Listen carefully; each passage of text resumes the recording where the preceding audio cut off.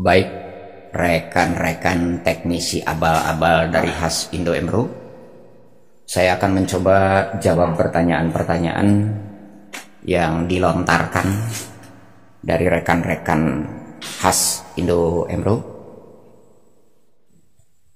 Pertanyaan-pertanyaan seputar bagaimana caranya memilih mesin bordir, dan pertanyaan itu kebanyakan menanyakan bahwa bagus mana mesin-mesin produk Cina dengan produk-produk Jepang atau Korea. Baik, di sini saya akan coba jelaskan cukup panjang dan mungkin akan jadi beberapa video untuk bisa ditonton. Dan ini video pertama.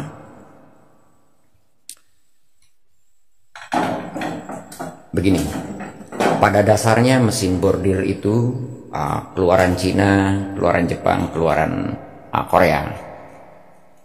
Untuk produksi sudah sangat mumpuni dan sangat bagus. Adapun kelebihan dan kekurangan dari merek-merek tertentu, ada Dahau, ada Barudan, ada Tajima.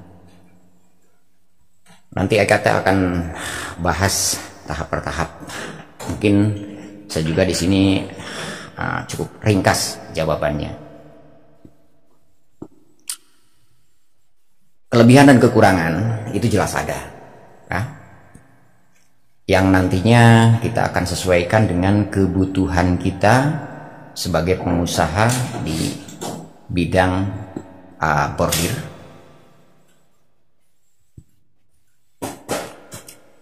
Di sini saya coba untuk merekondisi mesin bordir dari merek atau dari produk Cina, keluaran Cina. Ya.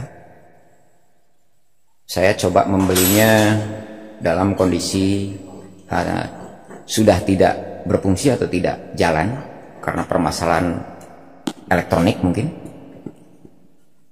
mekanik.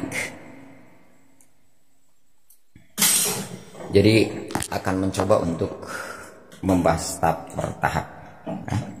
Oke, apa kelebihan dan kekurangan dari mesin produk-produk China? Sedikit saya gambarkan. Kekurangannya jelas ada, tapi kelebihannya juga jelas ada. Salah satu contoh kelebihan daripada mesin-mesin Cina: satu, mumpuni untuk produksi sesuai dengan kebutuhan kita. Yang jelas harga jauh di bawah produk-produk Jepang dan Korea. Itu mesin-mesin Cina. Kalau di sisi teknik, menurut saya sedikit kekurangannya karena mesin produk-produk Cina di sisi bagian metal, bahan baku metal mungkin ada sedikit berbeda. Contoh seperti baut atau apapun itu yang berbahan metal sedikit agak rapuh. Jadi teknisi lah yang jadi penentunya.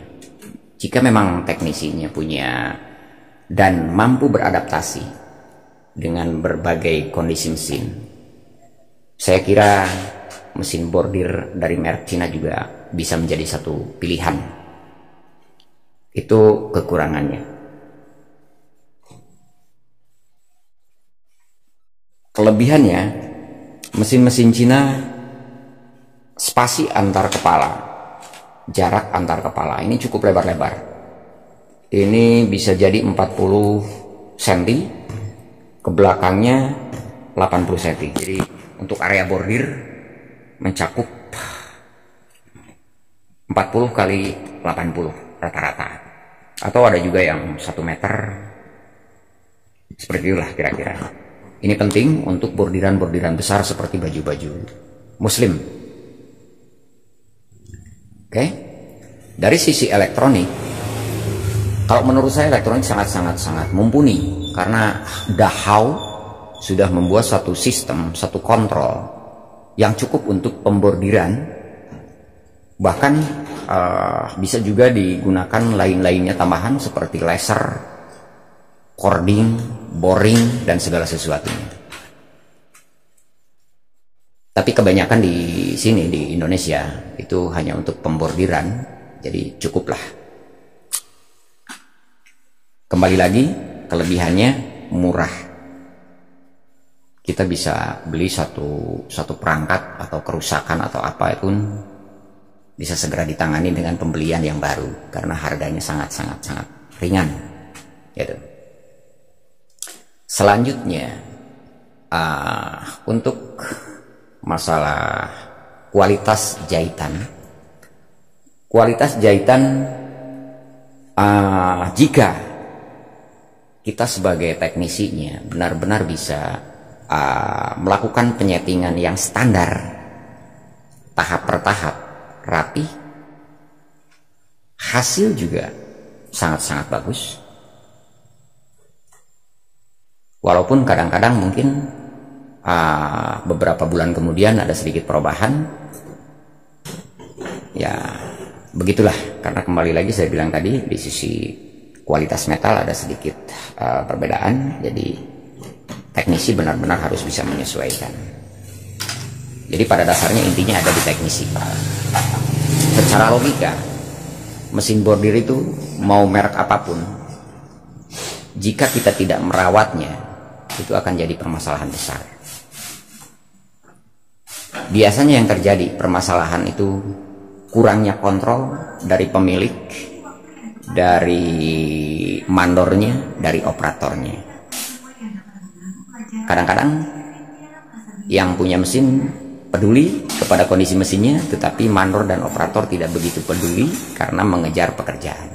Ada juga operatornya yang sangat peduli dengan mesinnya yang dia pakai karena sebagai jalan usaha dia, tetapi pemilik mesin juga acuh-acuh, tidak peduli, bahkan hanya memikirkan bagaimana caranya uang didapat.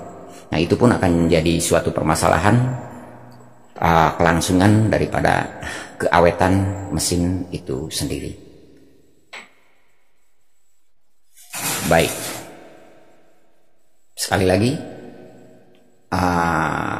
bagi yang ingin coba usaha di bidang mesin bordir, saya kira mesin produk Cina juga menjadi suatu pilihan di zaman sekarang.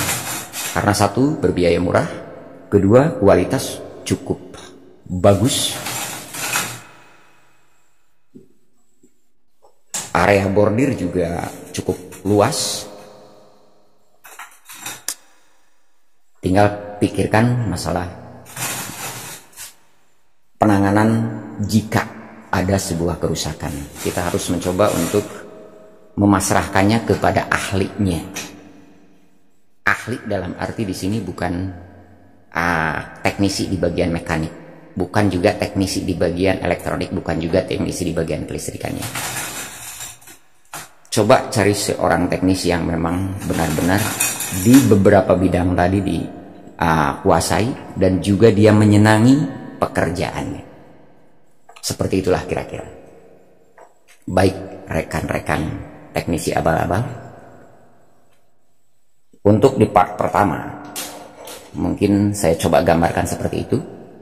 Nanti kita akan lanjut di part kedua, part ketiga, tentang kelebihan dan kekurangan berbagai mesin. Semoga bisa menjawab pertanyaan-pertanyaan yang kalian lontarkan. Saya di sini bersama rekan teknisi abal-abal mencoba berbaku hantam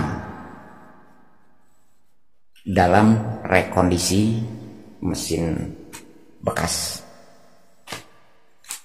ya, mesin bekas dengan penyetelan yang standar, dan sampai akhirnya nanti seperti apa saya juga akan coba perlihatkan dan upload di video-video selanjutnya. Baik, terima kasih. Jangan lupa untuk subscribe, like dan komen.